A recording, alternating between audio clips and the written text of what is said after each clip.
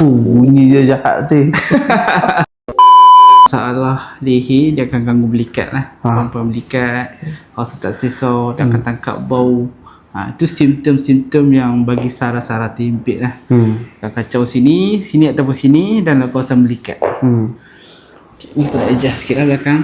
Okay, masuk jari. Okay, lembut. Ni keraskan. Bismillahirrahmanirrahim. Okay, relax. Sandar je saya. Lembut. Bunyi je jahat tu. Aduh, tak relax. Tak relax. Aduh.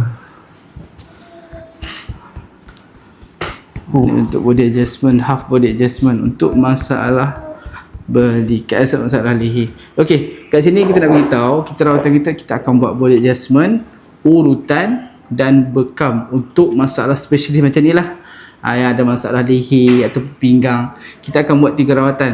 Firstly kita akan buat body adjustment, kemudian kita akan buat urutan, kemudian kita akan buat bekam. Siapa yang nak rasa boleh mai.